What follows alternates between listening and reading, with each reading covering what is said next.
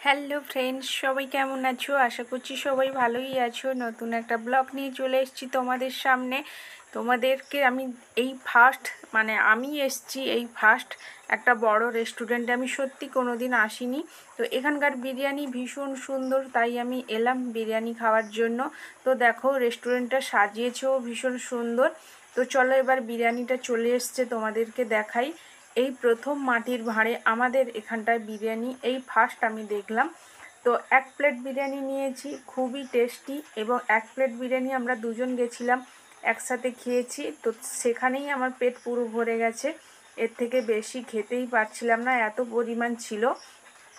তো দেখো বিরিয়ানিটা আমি তো সার্ভ করছি না, তো আমার হাতে ফোনটা ছিল তাই আমি সার্ভ করতে পারিনি।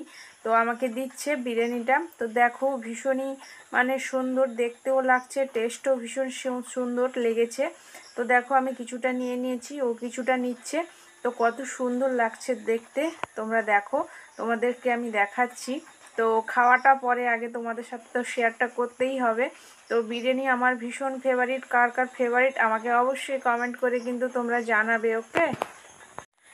আমার তো শুধু বিরিয়ানিটাই ভালো লাগে, কিন্তু আমার সাথে যে ছিল সে বললো না শুধু বিরিয়ানি খাবো না, চিকেন কষাটা নাও। আমি খেয়েছি, ভীষণ টেস্টি, তাই চিকেন কষা নিয়েছে। চিকেন কষাটাও দেখো অনেক সুন্দরভাবে সার্ভ করেছে।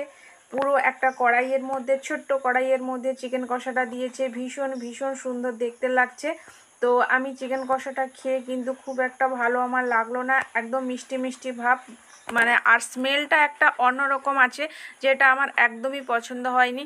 তাই আমার খুব একটা চিকেন কষাটা ভালোই লাগেনি, কিন্তু বিরিয়ানিটা একদম জাস্ট অসম লেগেছে। আমি এতদিন এত বিরিয়ানি খেয়েছি, আমার এই বিরিয়ানিটা সব থেকে টেস্টি লেগেছে।